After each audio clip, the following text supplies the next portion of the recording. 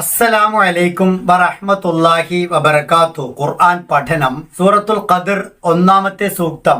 അഊദു ബില്ലാഹി മിനശ് ശൈത്വാനിർ റജീം. ബിസ്മില്ലാഹിർ റഹ്മാനിർ റഹീം.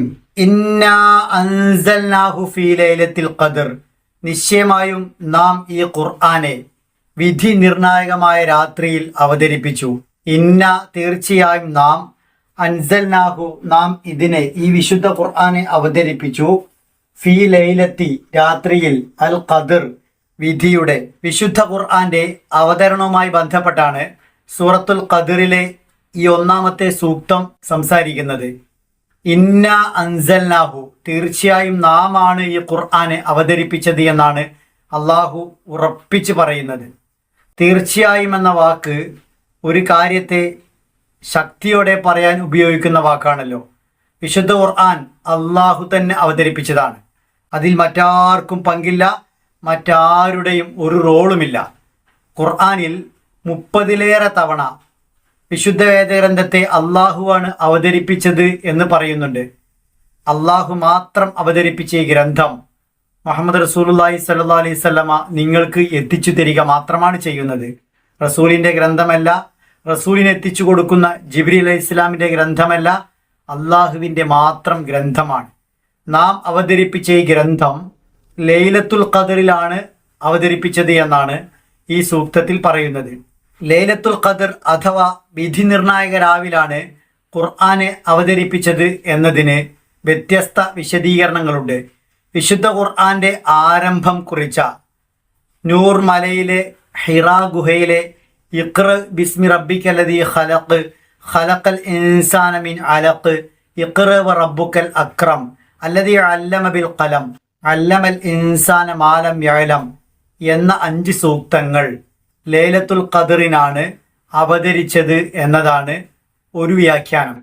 മറ്റൊരു വ്യാഖ്യാനം ലൗഹ മഹ്ഫൂൽ അഥവാ അള്ളാഹുവിൻ്റെ അടുക്കലുള്ള എല്ലാം രേഖപ്പെടുത്തിയ സുരക്ഷിത ഫലകത്തിൽ നിന്നും, ആ ജ്ഞാനരേഖയിൽ നിന്നും ഒന്നാം ആകാശത്തേക്ക് ഒന്നിച്ച് ഖുർആനെ ഇറക്കി നൽകിയത് ലൈലത്തുൽ ഖദറിലാണ്. അവിടെ നിന്ന് പിന്നീട് ഘട്ടം ഘട്ടമായി 23 വർഷക്കാലം കൊണ്ട് ഖുർആൻ മുഹമ്മദ് റസൂലുള്ളാഹി സ്വല്ലല്ലാഹി അലൈഹി വസല്ലമക്ക് ഇറക്കി കൊടുത്തു. സന്ദർഭങ്ങൾക്കും സാഹചര്യങ്ങൾക്കും അനുസരിച്ച് അല്പാൽപമായി ഇറക്കിയ വിശുദ്ധ വേദഗ്രന്ഥത്തെ ഒന്നിച്ച് ലൗഹ് മഹ്ഫൂലിൽ നിന്നും ബൈത്തുൽ ഇസ്സ എന്ന് പേര് വിളിക്കപ്പെടുന്ന സമാ ദുനിയ, തൊട്ടടുത്ത ആകാശത്തിലേക്ക് ഇറക്കിക്കൊടുത്ത അതിനെക്കുറിച്ചാണ് ഇന്ന അൻസൽനാഹു, ഈ ഖുർആനെ നാം ഇറക്കി അവതരിപ്പിച്ചു ലൈലത്തുൽ ഖദറിൽ എന്ന് അള്ളാഹു പറയുന്നത്. ആദ്യം പറഞ്ഞ അഭിപ്രായ പ്രകാരം ആദ്യത്തെ വഹയായ സൂറത്തുൽ അലഖിലെ ആദ്യത്തെ 5 സൂക്തങ്ങൾ അള്ളാഹു അവതരിപ്പിച്ചത് ഈ വിധി നിർണായക രാവിലാണ്. രണ്ടാമത്തെ അഭിപ്രായ പ്രകാരം ഖുർആനെ മൊത്തത്തിൽ ഇറക്കിയത് ലൈലത്തുൽ ഖദറിലാണ്, വിധി നിർണായക രാവിലാണ്. അത് ലൗഹ് മഹ്ഫൂദിൽ നിന്നും ഒന്നാം ആകാശത്തേക്ക് ഇറക്കിയതായിരുന്നു. ഈ വിഷയവുമായി ബന്ധപ്പെട്ട് 44-ാം അധ്യായം സൂറത്തു ദുഖാനിലെ ആദ്യത്തെ സൂക്തങ്ങളിൽ അള്ളാഹു ഇങ്ങനെ പറയുന്നുണ്ട്: ഹാമീം വൽ കിതാബിൽ മുബീൻ. ഹാമീം സുവ്യക്തമായ വേദപുസ്തകം തന്നെ സത്യം. ഇന്ന അൻസൽനാഹു ഫീ ലൈലത്തിൻ മുബാറകത്തിൻ ഇന്ന കുന്ന മുൻദിരീൻ. അനുഗ്രഹീതമായ ഒരു രാവിലാണ് നാം ഇതിറക്കിയത്, തീർച്ചയായും നാം മുന്നറിയിപ്പ് നൽകുന്നവനാണ്. ഫീഹാ യുഫ്രഖു കുല്ലു അംരിൻ ഹക്കീം.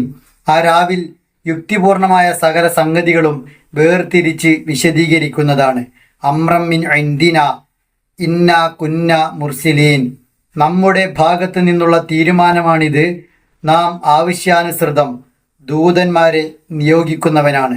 റഹ്മത്തൻ മിർ റബ്ബിക് ഇന്നഹു ഹുവസ് സമീഉൽ അലീം. നിന്റെ നാഥനിൽ നിന്നുള്ള അനുഗ്രഹമാണിത്, തീർച്ചയായും അവൻ എല്ലാം കേൾക്കുന്നവനും അറിയുന്നവനുമാണ്. ലൈലത്തുൽ ഖദർ എന്നാൽ എന്താണ്? ഖദർ എന്ന വാക്കിൻ്റെ പ്രസക്തി എന്താണ്? അതിൻ്റെ വ്യത്യസ്ത അർത്ഥങ്ങൾ എന്താണ്?